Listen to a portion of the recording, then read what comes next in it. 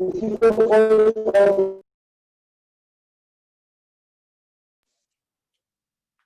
कोई दिक्कत, कोई प्रॉब्लम तो कुछ नहीं।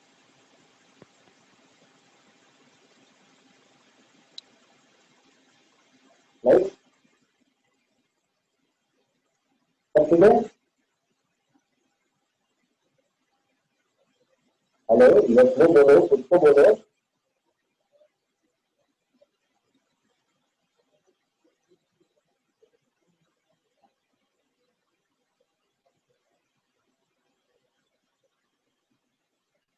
कुछ तो बोलो, यस नो।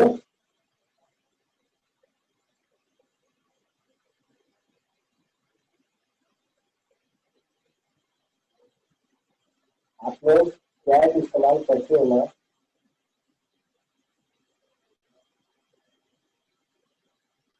बोलो। फराज, स्पीकर, स्टूडेंट, विनायक,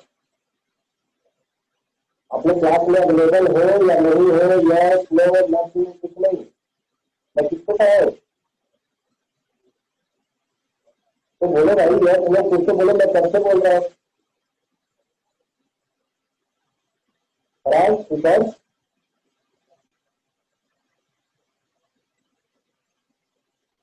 आवाज क्लियर नहीं है?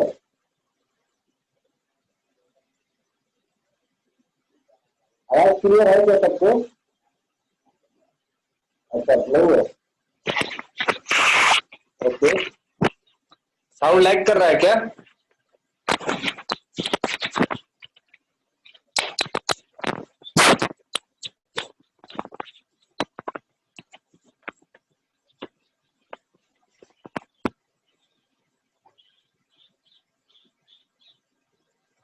Just minute please wait.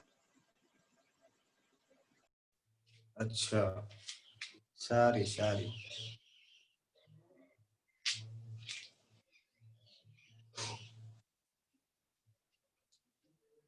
Recording on ही था, फिर बीच में कुछ तो नेटवर्क इशू आप लोगों ने बोला था, इसके वजह से पॉज किया, फिर मैं भूल गया। Thank you.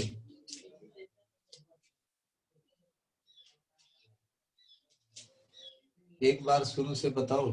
क्या बताऊं शुरू से? शुरू से कुछ भी नहीं है। पिछले क्लास का जो रिवीजन था वही मैंने कराया है कि F net is equal to mass into acceleration, यहां तक मैंने बताया।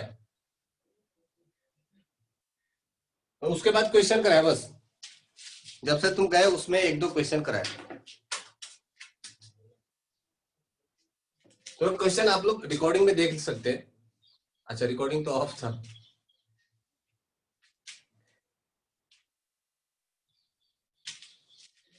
उसके बाद से मैं क्वेश्चन करा रहा हूं शिखर, और ये थर्ड क्वेश्चन है आई थिंक, करेक्ट? तो उसके बाद हमने सिर्फ रिवीजन किया था, रिवीजन के बाद ये क्वेश्चन आ रहा है। हाँ, फ्रिक्शन फोर्स कैसे निकालेंगे, यही तो क्वेश्चन है। अब थोड़ा सा ध्यान देना, इसके पहले के दो क्वेश्चन आसान थे, है ना, सिंपल थे। एक में तो डायरेक्ट एफ नेट निकालना था, मास एक्सेलरेशन दिया हुआ था। दूसरे क्वेश्चन में मास दिया हुआ था, वेलोसिटी, फाइनल वेलोसिटी और इनिशियल वेलोसिटी दिया गया था, तो आपको एफ नेट निकालना था। इस बार थोड़ा सा ब्रेन इस्तेमाल करना है।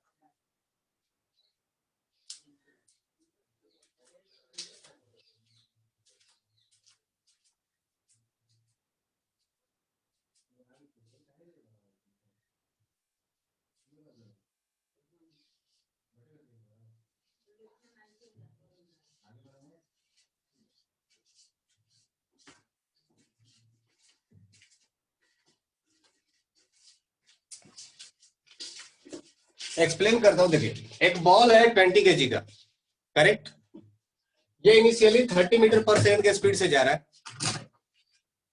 थोड़ी देर के बाद ये रेस्ट में हो जा रहा है।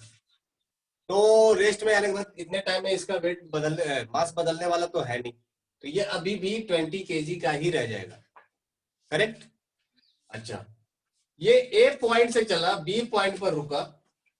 इस ए पॉइंट और बी पॉइंट के बीच का जो डिस्टेंस है, डिस्प्लेसमेंट, वो कितना है? 20 मीटर है।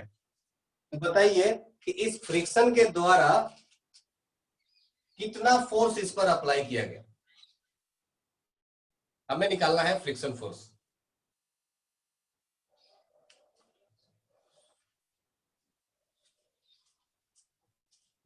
निकाल सकते हो?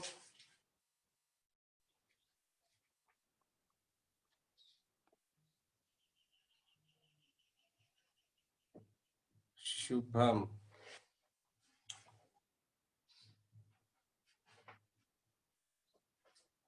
ट्राई करिए, ट्राई करिए। आंसर 30 आया है। अब पता नहीं 30 सही है या गलत है, क्या है।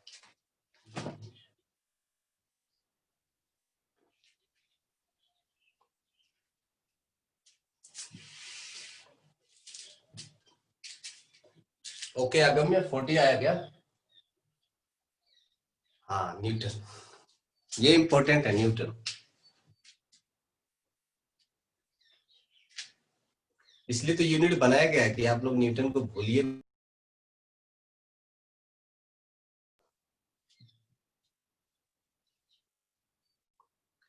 बाकी लोग ट्राई करेंगे या फिर बताऊं? देखिए फ्रिक्शन फोर्स फाइंड आउट करना है। अब लोग फ्रिक्शन फोर्स का सर फार्मूला तो अपने को आता नहीं है, तो फ्रिक्शन फोर्स के फार्मूला की जरूरत भी नहीं है। आप एक ऑब्जेक्ट जो इनिशियली 30 मीटर पर सेकंड की स्पीड से जा रहा था, रेस्ट में आ गया, इसका मतलब उसके जो वेलोसिटी में चेंज आएगा वो किसके वजह से आएगा? ओके शिखर, आपका आया 36 न्यूटन, आगम्य का आया 40।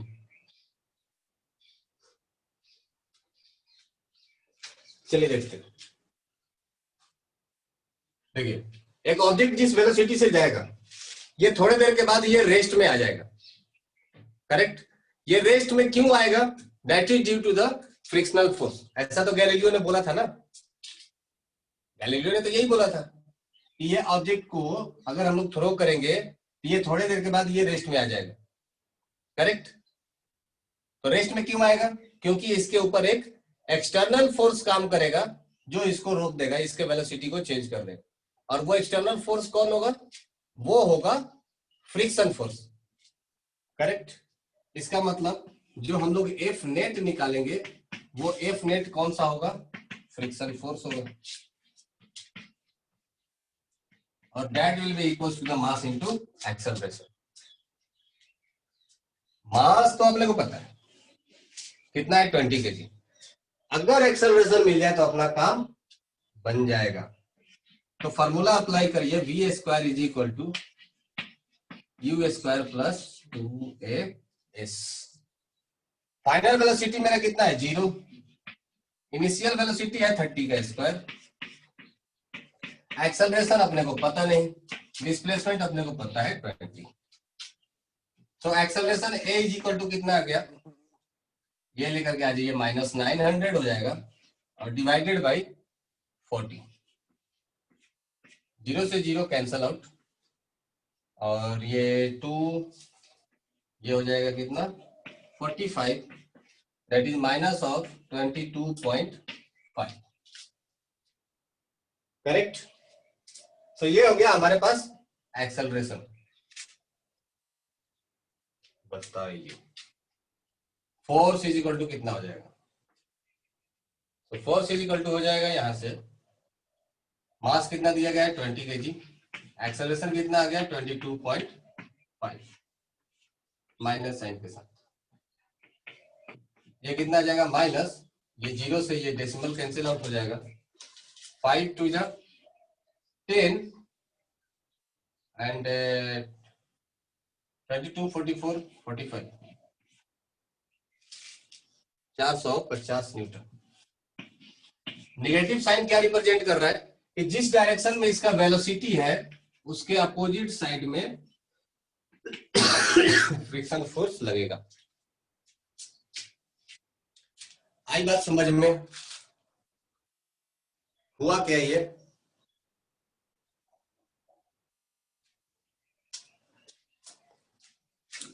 ओके शिखर, अनुष्का, ठीक है, समझ गया? किसी को कोई डाउट, किसी को प्रॉब्लम?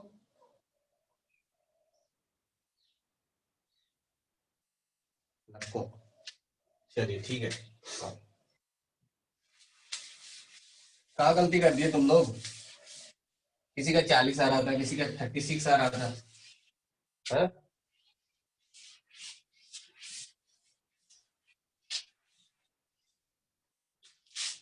कहाँ गलती की है? बोलो बोलो। नेक्स्ट एग्जांपल करते हैं।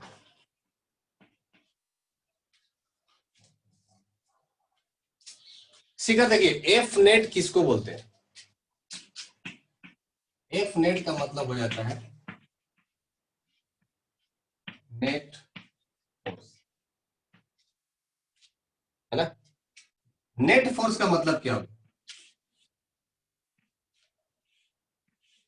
जैसे यहां पर लग रहा है 10 न्यूटन, यहां पर लग रहा है 5 न्यूटन, सो नेट फोर्स इस ऑब्जेक्ट के ऊपर कितना लग रहा है?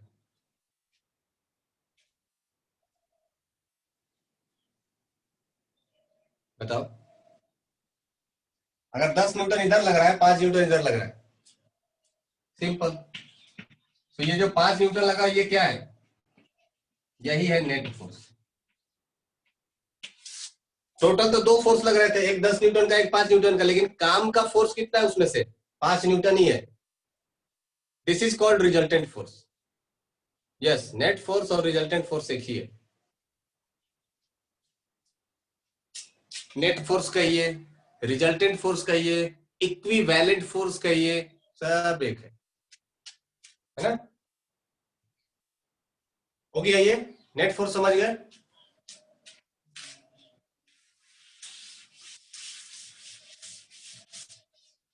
चलिए एक और एग्जांपल करते हैं।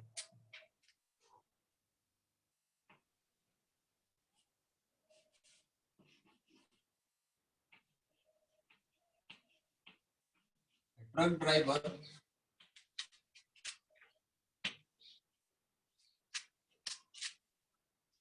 suddenly apply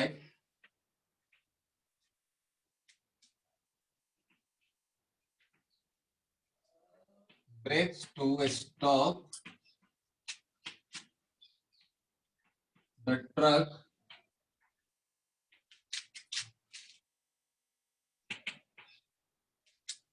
which was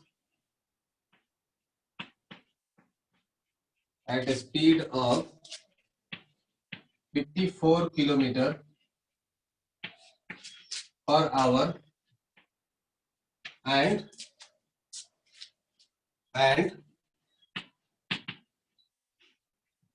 brings it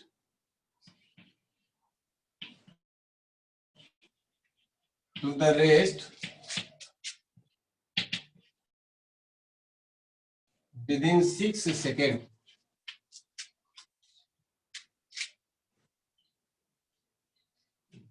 If weight of truck is 32 metric ton,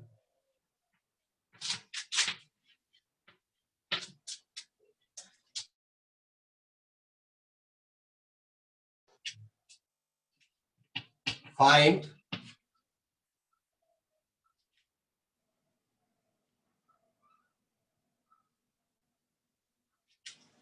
F net.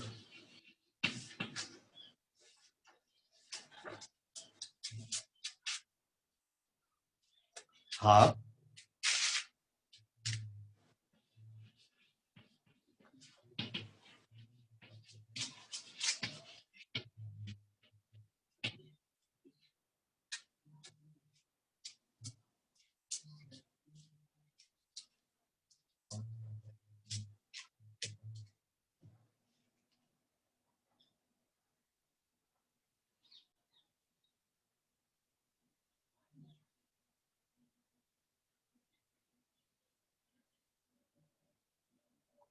बताइए।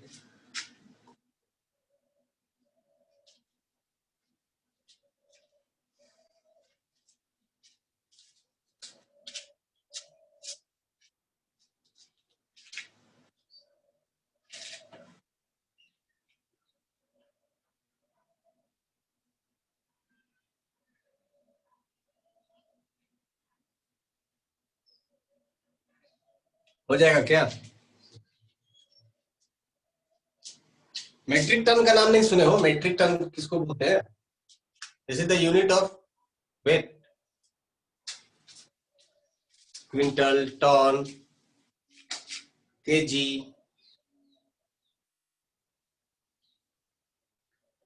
एक टन में कितना केजी?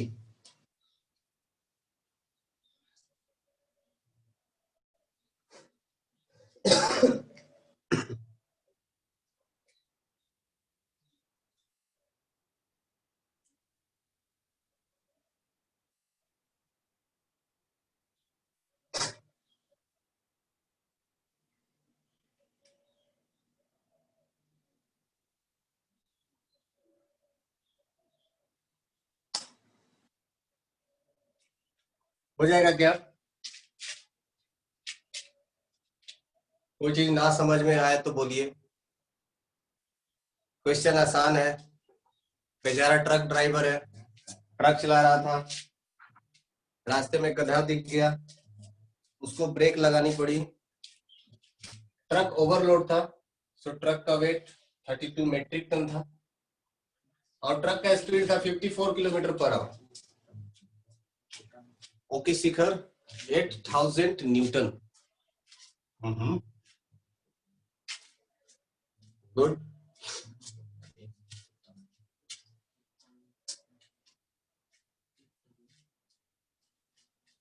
एक टन में कितना केजी होता है ये बताओ जरा।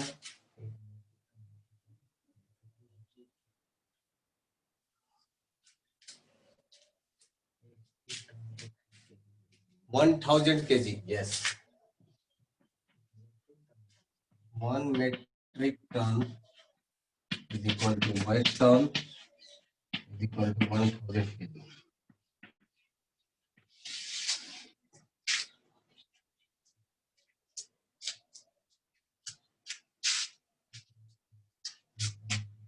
सो आंसर आ गया क्या आप लोगों का?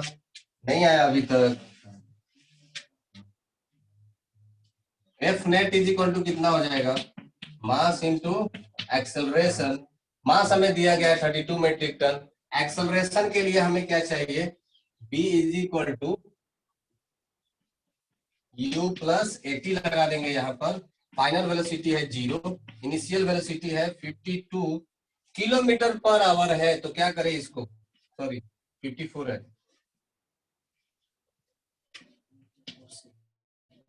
5/18 मीटर पर सेकेंड प्लस ए इंटू टी। सो यहां से हो जाएगा 15। तो ए इज इक्वल टू कितना आ जाएगा? 15/6 मीटर पर सेकेंड स्क्वायर। तो ये हो गया acceleration. So F net is equal to कितना हो जाएगा? 32 इंटू 1000 इंटू 15/6। तो ये हो गया 3 2 जा 6, 3 5 जा 15, 16। तो ये हो गया 80,000 माइनस साइन के साथ। सो 80,000 न्यूटन। यही आ रहा है क्या? 80,000 न्यूटन आ रहा है।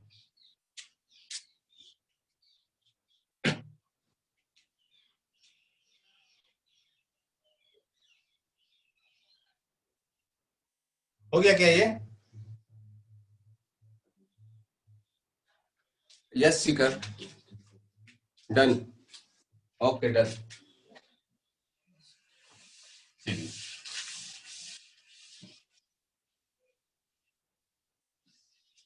तो अब थोड़ा सा आगे पढ़ लेते हैं।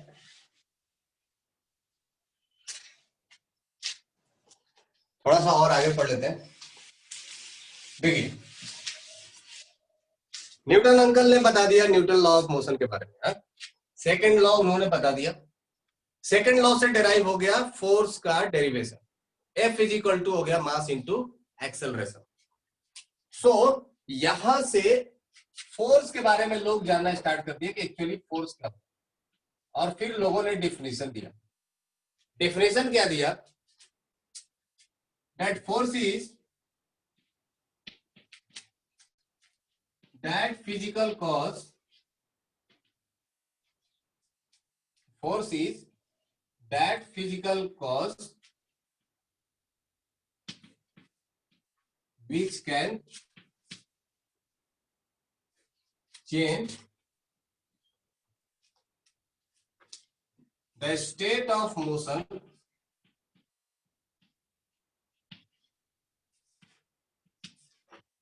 which can change a state of motion,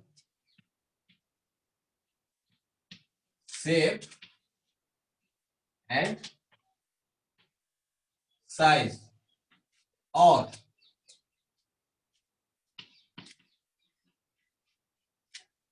tends to change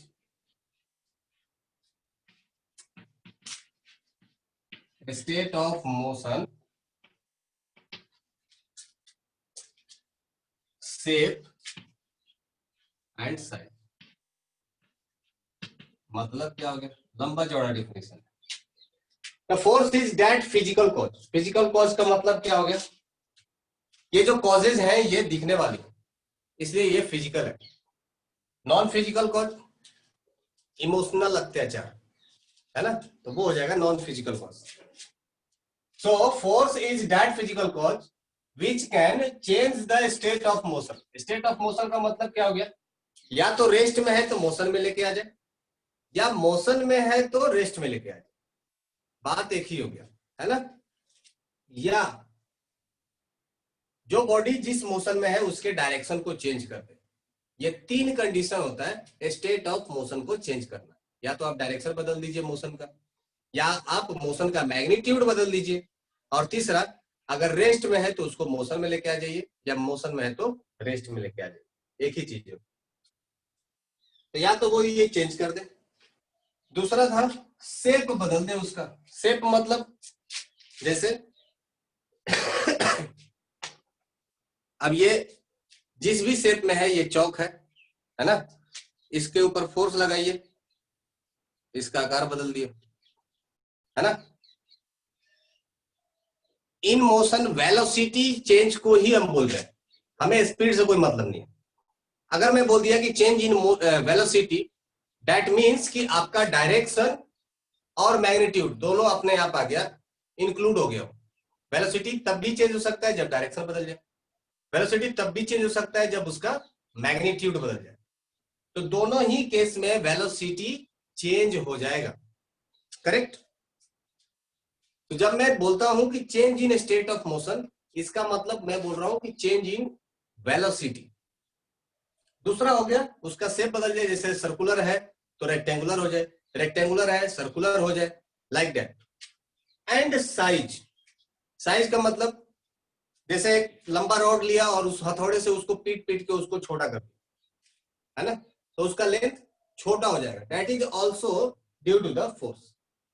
अच्छा, इन सब के अलावा मान लीजिए कुछ भी नहीं हुआ, तो जैसे ये बोर्ड है, अब बोर्ड के ऊपर मैंने इसको फोर्स लगाया, ना इसका शेप बदला, ना इसका साइज बदला, ना ये मोशन में आया, कुछ भी नहीं हुआ, तो क्या मैंने फोर्स नहीं लगाया?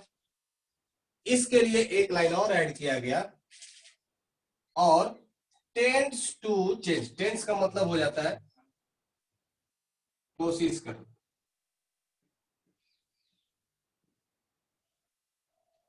और tends to change state of motion shape and size.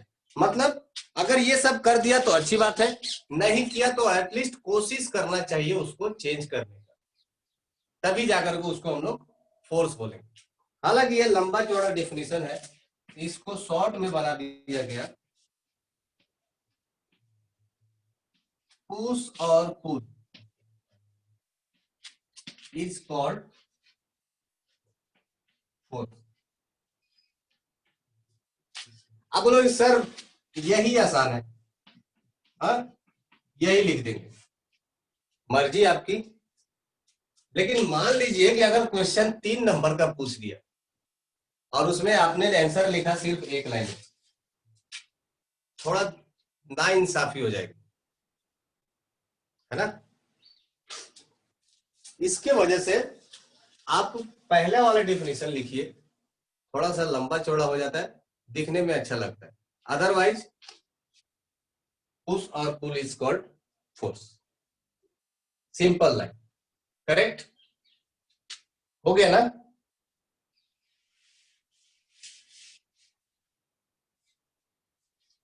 आगे बढ़ते हैं। जब फोर्स को डिफाइन कर दिया गया, फोर्स का हमारे पास फॉर्मूला आ ही चुका था, तो नॉर्मली सब लोगों ने बोला बार बार फोर्स कौन लिखेगा, इसको कुछ शॉर्ट नोटेशंस बता दीजिए। तो उन लोगों ने कहा कि चलो ठीक है, so it is normally denoted by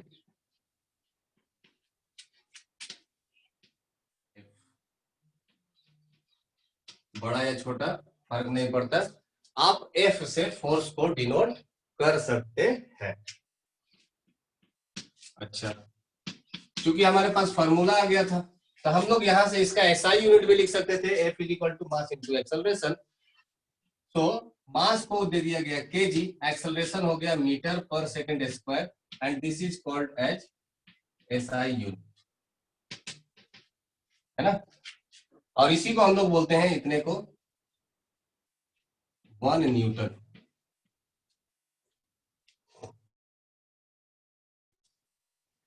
so 1 Newton को हम लोग डिफाइन भी कर सकते हैं। 1 न्यूटन को हम डिफाइन कैसे करेंगे? If a body of mass 1 kg is accelerated by 1 meter per second square, then net force applied on body is called 1 newton. So अगर किसी भी 1 केजी मास के बॉडी को अगर आप 1 मीटर पर सेकंड स्क्वायर के एक्सेलरेशन से एक्सेलरेट कराते हैं, तब उस बॉडी के ऊपर लगने वाला जो फोर्स होगा वो कितना होगा? वो होगा 1 न्यूटन के बराबर। ये है डिफिनेशन ऑफ 1 न्यूटन। और न्यूटन चूंकि ये साइंटिस्ट के नाम पर है ना, ऑन द नेम ऑफ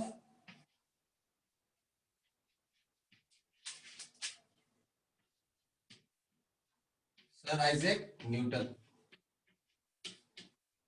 तो सबको पता है। तो साइंटिस्ट के नाम पर जो भी यूनिट यूज किया जाता है उसका फर्स्ट लेटर हमेशा कैपिटल होगा, ये ध्यान रखिए। न्यूटन है N capital, joule J capital, pascal P capital, watt W capital. जो भी साइंटिस्ट होंगे, जो भी उनका पहला शब्द होगा, जो भी पहला लेटर होगा, वो हमेशा कैपिटल ही होगा। Why not Alembert in force? अब देखो एलम्बर्ट को वो इज्जत नहीं मिला जो न्यूटन साहब को मिला, क्योंकि न्यूटन साहब ने बहुत मेहनत किया था। एलम्बर्ट साहब ने तो जो उनको बोला उसको बस सिर्फ डिराइव किया, मैथमेटिकल, है ना? तो उतना उनको सम्मान नहीं मिला। चलिए, अगर ये 1 न्यूटन था और 1 न्यूटन को मान लिया गया कि यही एसआई यूनिट होगा, तो एक दूसरा यूनिट होता है जिसको हम लोग बोलते हैं सीजीएस यूनिट। तो सीजीएस में हम लोग केजी को क्या बोल देते हैं? ग्राम, मीटर को सेंटीमीटर, और सेकंड का तो सेकंड ही रह जाता है। तो ये क्या हो जाएगा? CGS unit. और इस यूनिट का नाम है डाइन, ठीक है? तो ये जो यूनिट है, इस यूनिट को कहते हैं डाइन। सीजीएस यूनिट में फोर्स का यूनिट होता है डायन। अच्छा, संयोग से 1 न्यूटन के बराबर 1 लाख डायन भी होती है ना? वो कैसे देखते हैं। केजी मीटर पर सेकेंड स्क्वायर। अगर इन सब को सीजीएस यूनिट में कन्वर्ट करेंगे तो केजी को किस में कन्वर्ट करना पड़ेगा? ग्राम में, correct. So 1 kg is equal to कितना ग्राम? 1000 ग्राम लिख सकते हैं।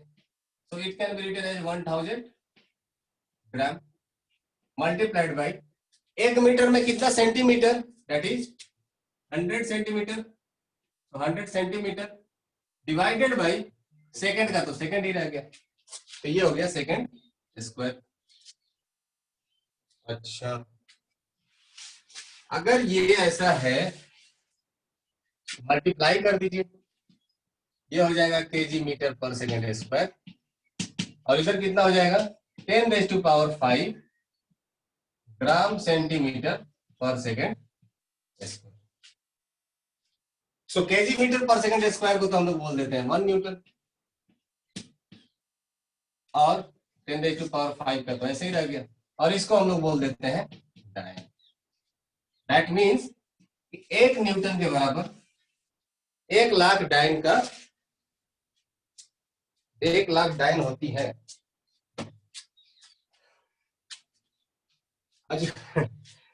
जो हमारे सर थे वो अपने वाइफ को न्यूटन बोलते थे, है ना। अब उनको समझ में नहीं आता था कि ये न्यूटन क्यों बोलते हैं। अब वो बेचारी खुश रहती थी कि अच्छा ठीक है चलो मुझे न्यूटन बोलते हैं। अब उन्हें क्या पता था कि वो न्यूटन नहीं बोलते, एक्चुअली वो ये बोलना चाहते हैं, ठीक है।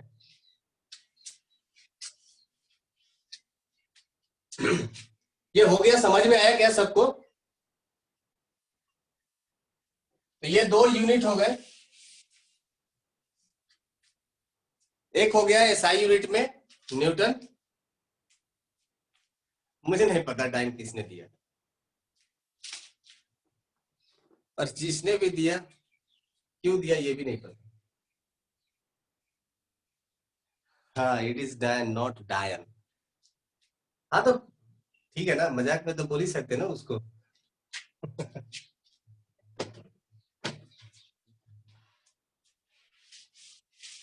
Okay, move on to the next. ये हो गया यूनिट के बारे में। Now next talk about force is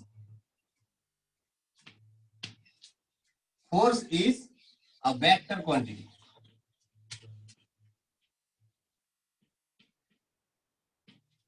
force is a vector quantity, ठीक है। That means force requires magnitude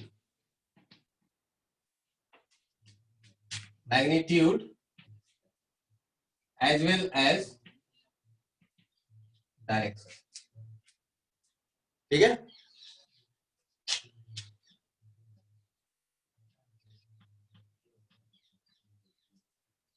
अगर मैं ऐसा लिखता हूं इसका मतलब क्या हो गया?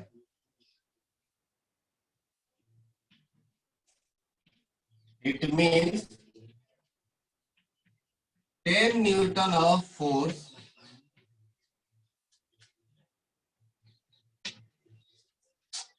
acting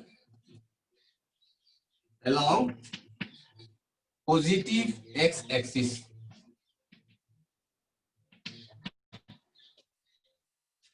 अगर कोई भी वेक्टर को ऐसे रिप्रेजेंट करते हैं, वेक्टर है उसके ऊपर जो फोर्स लग रहा है 10 न्यूटन का, वो किधर लग रहा है? पॉजिटिव एक्स एक्सिस के तरफ लग रहा है। अब एक्सिस हम लोग कितना जानते हैं? 3 तरह का एक्सिस होता है, बहुत सारे लोग नहीं भी सुने हैं तो सुन लीजिए। ये हो गया पॉजिटिव एक्स, ये हो जाता है पॉजिटिव वाई, और ये हो जाता है पॉजिटिव जेड। ये 3 तरह का फोर्स होता है, 3 तरह के डायरेक्शन में ये फोर्स लग सकते हैं। सो नॉर्मली आप लोगों के लिए यही काफी है, positive x and negative x. ये पॉजिटिव एक्स होगा तो इधर क्या हो जाएगा? ये हो जाएगा नेगेटिव। अगर ऊपर पॉजिटिव वाई है तो नीचे क्या हो जाएगा? Negative y. और इस डायरेक्शन में पॉजिटिव जेड है तो पीछे क्या हो जाएगा? नेगेटिव। तो हमारे लिए इंपॉर्टेंट यही है, positive x negative x positive y negative, बस दो। ठीक है,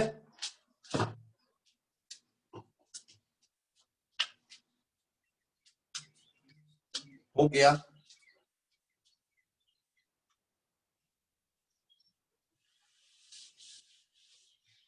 तो फोर्स एक वेक्टर क्वांटिटी है और इसके लिए हमें चाहिए मैग्नीट्यूड के साथ साथ डायरेक्शन।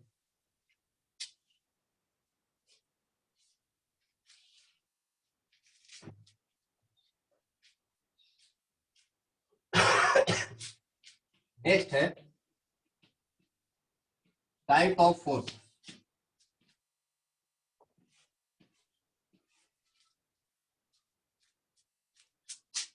फोर्स को वेरियस बेसिस पर बहुत सारे टाइप में डिवाइड किया गया। ठीक है, so on the basis of balancing इसको डिवाइड किया जा सकता है balanced force and to unbalanced force.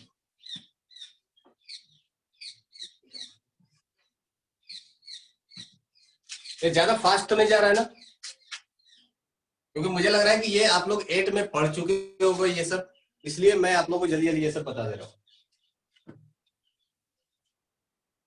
किसी को कोई दिक्कत तो नहीं है ना?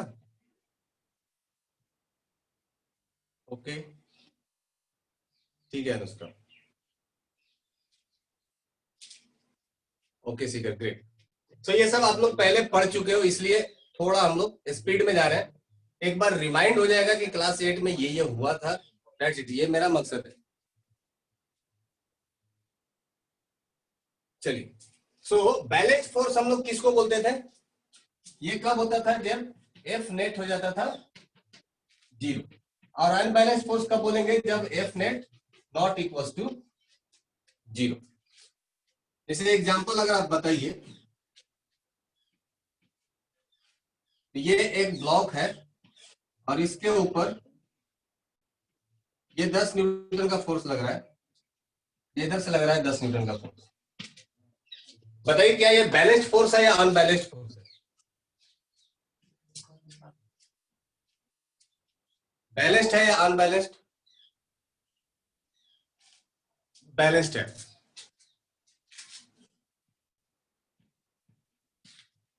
अब बताइए, अब बताइए बैलेंस्ड है या अनबैलेंस्ड?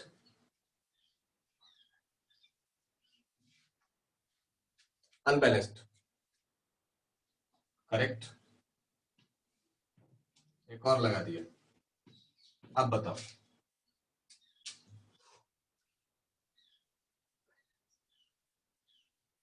बैलेंस्ड। मेरा इससे मतलब यही था इस क्वेश्चन से कि नंबर ऑफ फोर्स से हमें कोई मतलब नहीं। नंबर आप इनफाइनाइट फोर्स लगा दीजिए, कोई फर्क नहीं पड़ता है। फर्क हमसे इस बात से पड़ता है कि ओवरऑल नेट फोर्स कितना लग रहा है। करेक्ट, नेट फोर्स अगर 0 है तो बैलेंस्ड, नेट फोर्स नहीं है तो अनबैलेंस्ड।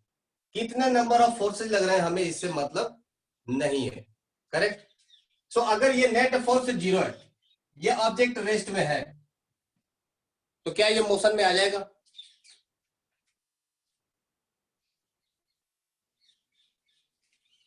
अगर नेट फोर्स 0 है, ऑब्जेक्ट रेस्ट में है, तो क्या मोशन में आएगा? नहीं आएगा। क्यों? क्योंकि न्यूटन अंकल ने बोल के गए थे रेस्ट में ही रहेगा। नेट फोर्स अगर 0 तो ऑब्जेक्ट अपने इनर्शिया के वजह से अपने स्टेट ऑफ मोशन में ही रह जाएगा। तो ये नेट फोर्स ही हमें डिसाइड करके देता है कि ऑब्जेक्ट के ऊपर एक्सेलरेशन आएगा नहीं आएगा, मोशन होगा या नहीं होगा। करेक्ट। अच्छा, अब बताओ, ये 10 न्यूटन का फोर्स लगा दिया, हाँ इसका शेप चेंज हो सकता है, बिल्कुल। एफ नेट रहे या ना रहे, इसका शेप चेंज हो सकता है, लेकिन ये मोशन में एक्सेलरेशन इसके पास तभी आएगा जब इसके पास नेट फोर्स होगा तब। अच्छा, ये 10 न्यूटन का फोर्स लगा दिया, बैलेंस्ड। क्यों? फिगर बैलेंस क्यों होगा?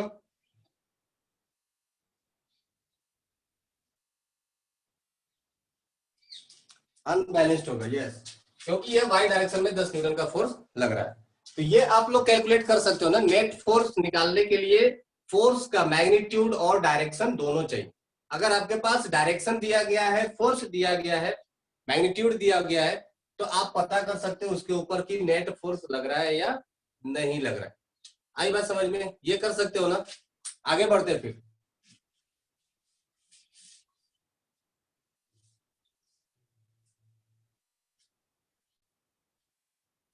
देखिए दूसरा जो टाइप है जिसको हम लोग बोलते हैं contact force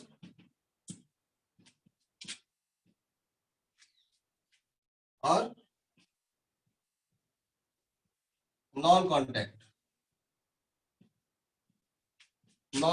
force. On the basis of contact and non contact, इसका कौन सा बेसिस है?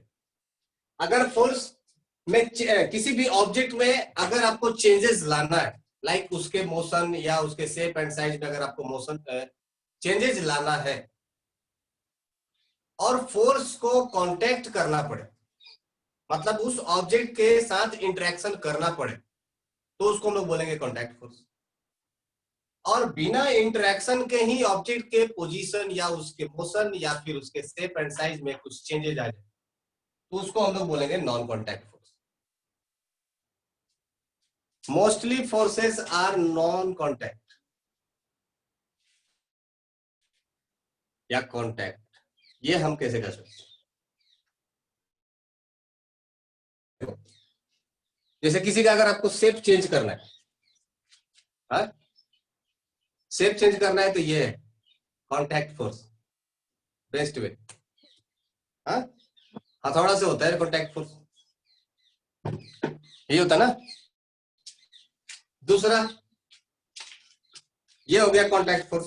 देखो अगर खींचना है तो ये मैंने स्ट्रिंग बांध दिया इसमें और इसमें इसको खींच रहा हूं, this is the contact force, correct. तो ये by the help of thread हमने इसमें लगा दिया कॉन्टैक्ट फोर्स।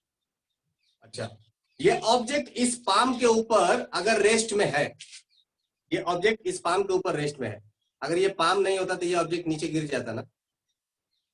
इसका मतलब कोई ना कोई एक ऐसा फोर्स है जो इसके ऊपर नेट फोर्स जीरो कर रहा है। वो कौन सा फोर्स होगा? That is called normal force. Normal force का नाम सुने हो?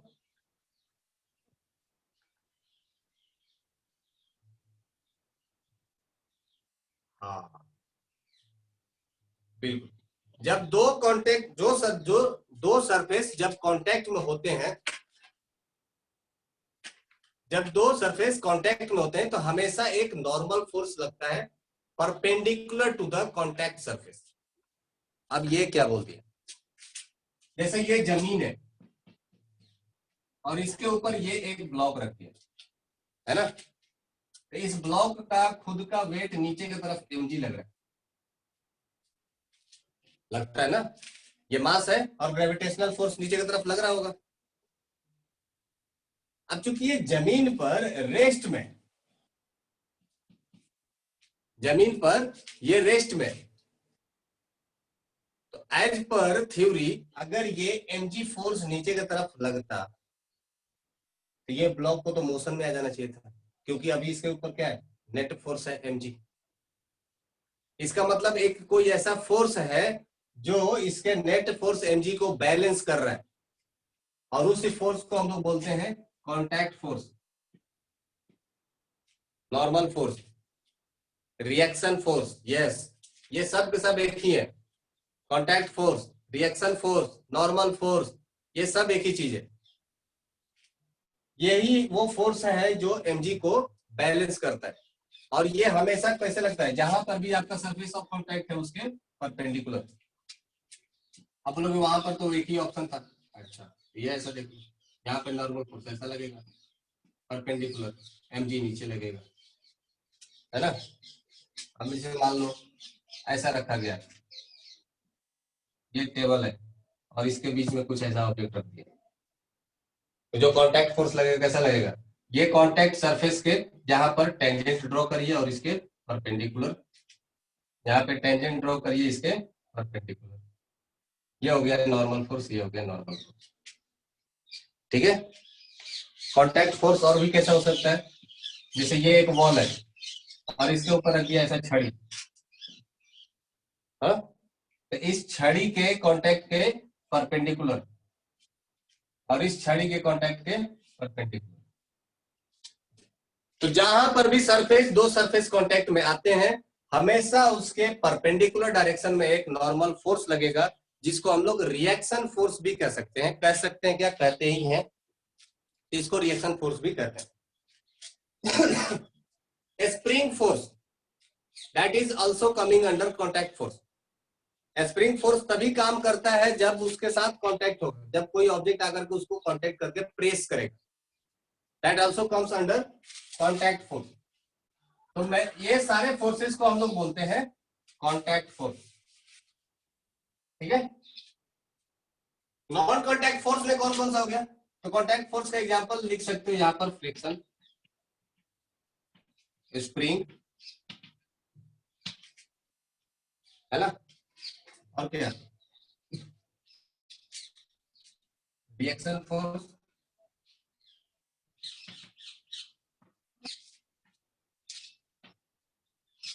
ये सारे के सारे contact force. Non contact force तीन हो, gravitational, gravitational force, magnetic force,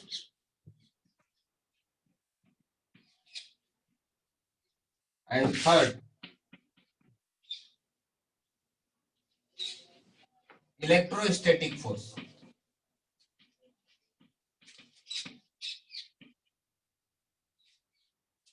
ठीक है। ग्रेविटेशनल फोर्स वेल नोन है, बिटवीन टू मास, दो मास के बीच में लगने वाला ग्रेविटेशनल फोर्स होता है। बिटवीन टू मैग्नेट, दो मैग्नेट के बीच में लगने वाला फोर्स मैग्नेटिक फोर्स होता है। एंड इलेक्ट्रोस्टैटिक फोर्स ये लगता है बिटवीन टू चार्ज, दो चार्ज के बीच में इलेक्ट्रोस्टैटिक फोर्स लगेगा। ठीक है। अच्छा, इन तीनों फोर्स को एक और नाम देते हैं, जिसको बोलते हैं कंजर्वेटिव फोर्स। सब खिचड़ी हो रहा होगा तो अलग अलग कर लीजिएगा। नॉन कॉन्टैक्ट फोर्स में इन तीनों फोर्स को कंजर्वेटिव फोर्स भी कहते हैं, जो कि बहुत ही इंपॉर्टेंट है। ये नेक्स्ट चैप्टर में आपको याद आएगा, why this is important, this is called as conservative force. Conservative force में एक और फोर्स आता है जो कि कॉन्टैक्ट में चला गया है, स्प्रिंग फोर्स, है ना। This is also comes under conservative force, spring force. तो टोटल चार फोर्स है जो हमारे काम के हैं, वो है gravitational force, magnetic force, electrostatic force and spring force. Two masses, mass है ये।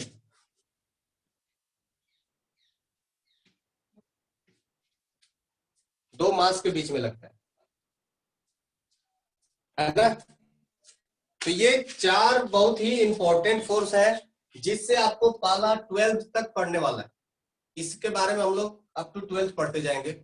ये मैग्नेटिक फील्ड आपको 12th में मिलेगा, इलेक्ट्रोस्टैटिक 12th में मिलेगा, ग्रेविटेशनल अभी से मिलना स्टार्ट हो जाएगा, है ना, और स्प्रिंग फोर्स आपको 11th में इसके इंटरेक्शन मिलेगा। करेक्ट। तो ये सारे फोर्सेज आपको पढ़ना है, ये 12th तक पढ़ना है। और एक फ्रिक्शन फोर्स है, ये भी आपको 11th में मिलेगा, ये 11th में आपको मिलेगा। और ये रिएक्शन फोर्स, ये भी आपको 11th में मिलेगा। हालांकि ये दोनों नॉन कंजर्वेटिव फोर्स है। ये चार बहुत इंपॉर्टेंट है, that is known as conservative force. अब मैं क्यों बता रहा हूं कि कंजर्वेटिव और नॉन कंजर्वेटिव इंपॉर्टेंट है, बिकॉज इन्हीं से रिलेटेड हम लोग ये कंक्लूड कर पाते हैं कि जब ये फोर्स लगेगा तो एनर्जी कंजर्वेशन का कंसेप्ट लग सकता है, अदरवाइज नहीं लगेगा। करेक्ट। तो ये चारों फोर्स आप लोग अपने मगज में बैठा लीजिए, याद कर लीजिए, बहुत ही इंपॉर्टेंट है। कौन कौन से कंजर्वेटिव फोर्स होते हैं? Gravitational, magnetic, electrostatic and spring. ये चार फोर्स हैं जो आपके काम के हैं और ये चारों कंजर्वेटिव नेचर के होते हैं। बाकी friction force and normal force ये नॉन कंजर्वेटिव में आएगा। ये पॉइंट क्लियर है सबको? किसी को डाउट है तो बोलिए। आपका क्लास ओवर हो चुका है। किसी को डाउट है तो पूछ लीजिए, अदरवाइज क्लास इज ओवर।